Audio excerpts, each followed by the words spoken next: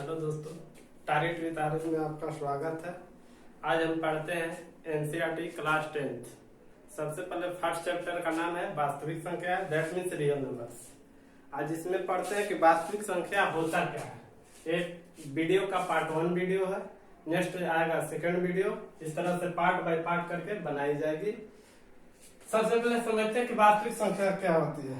देखिए, जितने सारे संख्या होते हैं, जैसे एग्जाम्पल लिया जाए, जैसे 2, 3, -4, 0, 5, 7/6, √3, √5, ये सारी संख्याएं सब क्या है? वास्तविक संख्या है। जितने सारे आते हैं ये सब वास्तविक संख्या के अंतर्गत आते हैं। वास्तविक संख्या होता क्या है? तो वास्तविक संख्या हम लोग परिमेय तथा अपरिमेय इन संख्याओं के परिवार को हम लोग क्या कहते हैं? वास्तविक संख्या कहते हैं। जैसे इनमें पढ़ते हैं कि इनको जो है तो हम लोग दो भागों में बांट करके पढ़ते हैं।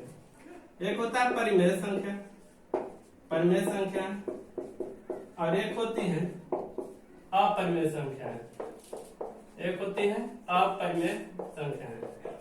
परिमेय संख्या पे इंग्लिश में बोला जाता है रेशनल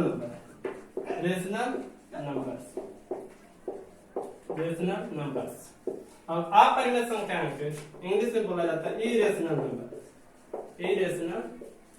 नंबर्स। सबसे पहले पढ़ते हैं परिमेय संख्या। परिमेय संख्या होता क्या है? तो हम लोग पहले पढ़ते थे कि वे संख्या जिसे हम लोग p/q के रूप में लिख सकते हैं क्या कहलाती है? परिमेय संख्या कहलाती है। तो परिमेय संख्या को लिख देते हैं जिसे p/q के रूप में लिखा जा सकता है।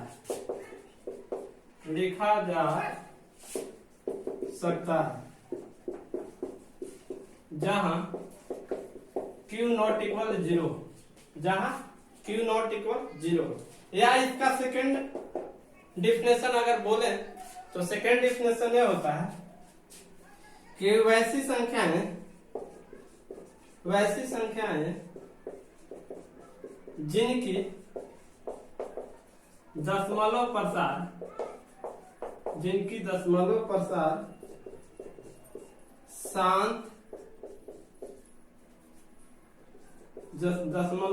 शांत तथा अशांत आवर्ती हो परिमेय संख्या कहलाती है। जैसे एग्जाम्पल में अगर पढ़ा जाए तो एग्जाम्पल में हो जा रहा, जैसे 2/3, 5/6, 0, -1/2, ये सारी संख्याएं कैसी संख्याएं? परिमेय संख्याएं हैं। अब समझते हैं कि शांत और अशांत क्या होता है। शांत तथा अशांत आवर्ती, ये क्या होता है? शांत तथा अशांत आवर्ती। शांत जैसे अगर एग्जांपल दिया जाए, जैसे 1/8, अगर 8 से 1 में भाग देंगे तो यहाँ पे पॉइंट बैठ जाएगा, इसके पहले 0 रखते हैं तो 0, 8 है कम 8, फिर घटाएंगे 2, 0, 8 दूना के 16, फिर 4, 0, 8 बचे 40। मानो जब नीचे वाला यानी डिनोमिनेटर से यानी हर से अंश में भाग देंगे तो ये पूरी कट जाता है। कटने का मतलब यह है कि आगे इसके बाद नहीं बढ़ता है, यानी कि यह शांत हो जाता है। इसी को कहते हैं शांत। अशांत आवर्ती मतलब क्या होता है कि जैसे 1/7 लिए, अब 7 से यहाँ पे न लिख करके इसको परिमेय संख्या के सामने लिखते हैं। जैसे सपोज मान लिया कि 1/7 है। अब 7 से 1 में भाग दें, 7 से 1 में भाग देते हैं तो भाग देने पर देखिए पॉइंट बैठेगा 0, 7 1 जा 7, 3 बचा 0, 7 4 जा 28, घटा देंगे 2, फिर 0, 7 2 जा 14, फिर 6, फिर 0, 7 8 56 4 0 7 5 35, फिर लिखेंगे घटाएंगे तो आ जाएगा लगभग 5, फिर 0 तो कितना आ जाएगा 7 7 49, फिर 1 आएगा, अब 0, फिर लगाएंगे 7 एकम 7, मतलब इस तरह से रिपीटेशन करने लगा, यानी 1 4 2 8 5 7, फिर आएगा 1 4 2 8 5 7, फिर इसी तरह से रिपीटेशन करता है। तो जब यह रिपीटेशन करता है तो इस रिपीटेशन को हम लोग किसी न किसी बात से इसे दर्शा देते हैं, तो यही क्या कहलाता है, इसी को कहेंगे अशांत आवर्ती, अशांत आवर्ती, इसी को क्या कहेंगे हम लोग, अशांत आवर्ती। समझ गए? अब चलते हैं अपरिमेय संख्या में। अपरिमेय संख्या का मतलब क्या होता है कि वे संख्याएं जिसे हम लोग p बाई क्यू के रूप में नहीं लिख सकते हैं। दैट मीन्स एग्जाम्पल देखा जाए, जैसे √2, √5, √7, √10, ये सारी संख्याएं क्या कहलाती, अपरिमेय संख्याएं। अब कहें √4, तो √4 यदि करें तो √4 का अगर वर्गमूल हम निकालते हैं तो 2 आ जाता है। कभी भी √4 को हम लोग अपरिमेय संख्या नहीं कर सकते, क्योंकि इसका जो है कंप्लीटली रूप से क्या निकल जाता है, वर्गमूल निकल जाता है। अब √2 को यदि हम लोग अगर वर्गमूल निकालते हैं तो ये लगभग आ जाएगा जैसे 1.4142, इस तरह का 3 5 6 डॉट इस तरह से आगे बढ़ते जाएगा। यानी कहने का मतलब कि 1.1 के बाद जब भी आएगा संख्या कभी भी न तो रिपीट करेगा और न ही शांत होगा, यानी कि आगे बढ़ते जाएगा। जैसे 4 1 4 2 3 5 6 7 8 9 इस तरह से आगे बढ़ते जाता है, 4 3, फिर इस तरह से आगे बढ़ते जाता है, यानी कभी भी न तो रिपीट करेगा और न ही शांत रहेगा। तो इसी को क्या कहते हैं, अशांत आवर्ती, सॉरी अनावर्ती, अनावर्ती, यानी कभी भी शांत नहीं होगा और न तो यह रिपीट करेगा। यानी आप अपरिमेय संख्या के रूप में कह सकते हैं कि जिसे p बाई के रूप में नहीं लिखते, या फिर कहें तो वह संख्या है जिनका दशमलव प्रसार जो हो, जिनका दशमलव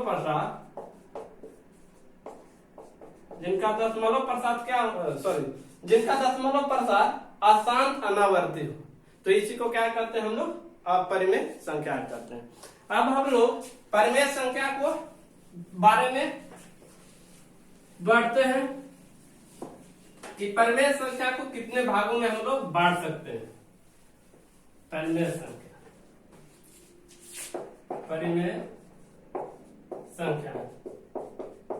परिमेय संख्याओं को हम लोग 2 भागों में बांट कर पढ़ते हैं। एक कहलाता है भिन्न और एक कहलाता है पूर्णांक।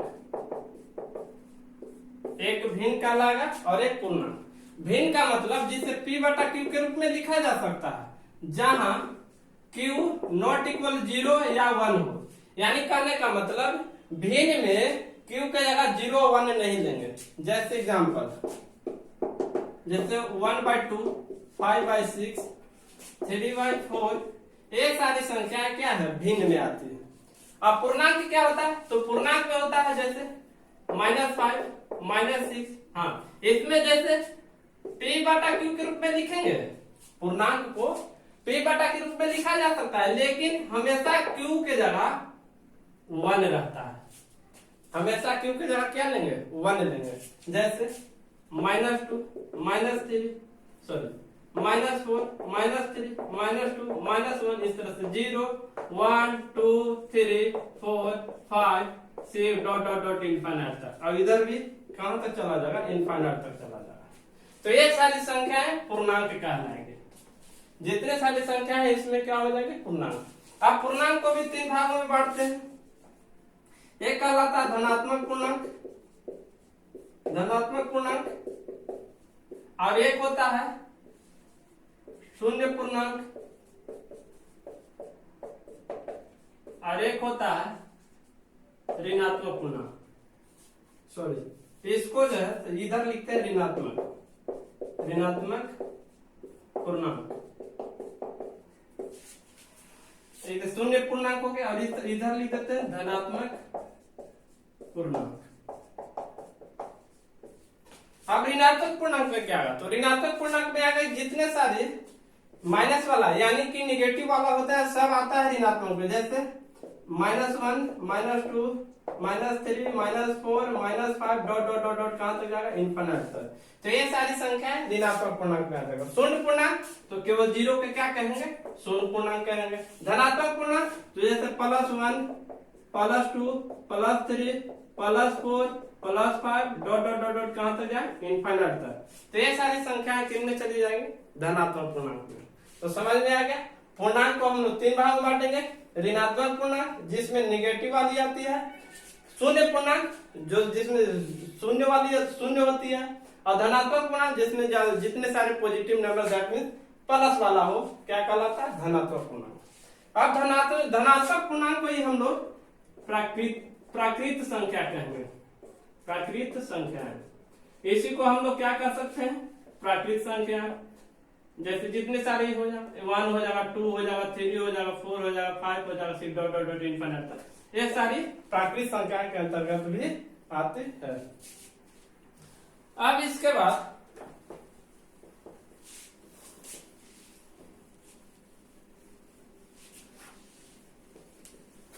अब जैसे पढ़े पूर्णांक के बारे में, पूर्णांक के 3 भाग में बांटे, धनात्मक पूर्णांक, शून्य पूर्णांक और इसके बाद ऋणात्मक पूर्णांक। ऋणात्मक पूर्णांक जैसे +1 +2 +3 ये सारे क्या है, धनात्मक पूर्णांक। 0 हो गया शून्य पूर्णांक, और निगेटिव वाला जितने सारे संख्याएं नंबर्स होते हैं ये सब कहलाता है ऋणात्मक पूर्णांक। अब इसमें सब बोले कि धनात्मक पूर्णांक को हम लोग प्राकृत संख्या के नाम से भी जानते हैं, यानी कि कह सकते हैं कि जितने सारे धनात्मक पूर्णांक होते हैं वे सारी पूर्ण में सॉरी प्राकृत संख्या में आएंगे, ये सारी कच्ची में आएंगी प्राकृत संख्या में। अब यदि इन प्राकृत संख्याओं को और इन यानी शून्य पूर्णांक को ये जब दोनों को एक साथ ले लेंगे यानी एक ही में शामिल कर ले तो इन्हें हम लोग पूर्ण संख्याएं कहेंगे। पूर्ण संख्याएं ये जितने सारी किसमें आएंगे, पूर्ण संख्या में आएंगे। यानी कि यदि प्राकृत संख्या में शून्य को भी शामिल कर लिया जाए तो ये दोनों संख्याएं सॉरी ये दोनों मिल करके संख्याएं यानी इन दोनों का समूह ग्रुप समुच्च ये क्या कहलाएगा, पूर्ण संख्या। जैसे 0 1 2 3 4 5 6 7 डॉट डॉट डॉट इनफिनिट तक, तो ये सारी संख्याएं किसमें आ जाएगी, पूर्ण संख्याएं आ जाएगी। अब इसके बाद होती है जैसे सम संख्या। सम संख्या तो सम संख्या होता क्या है, तो वैसी संख्या है जो 2 से डिविजिबिलिटी हो, जैसे 2 से पूरी पूरी कट जाए। 0 +-2 +-4 +-6 डॉट डॉट डॉट ये सारी संख्या कच में आ जाएगी, सम संख्या में आ जाएगी। विषम संख्या, विषम संख्या तो विषम संख्या में आ जाएगी जैसे +-1 +-3 +-5 +-7 +-9 डॉट डॉट इस तरह से ये सारी संख्या है, जितनी सारी संख्या है सब विषम संख्या में आ जाती है। आगे इसके बाद पढ़ते हैं कि सम संख्या होगा, विषम संख्या होगा, भाज्य संख्या किसको कहते हैं, भाज्य संख्या। भाज्य संख्या किसे कहते हैं, इसी को कहते हैं हम लोग यौगिक संख्या। इसी को हम लोग यौगिक भी कहते हैं और भाज्य भी।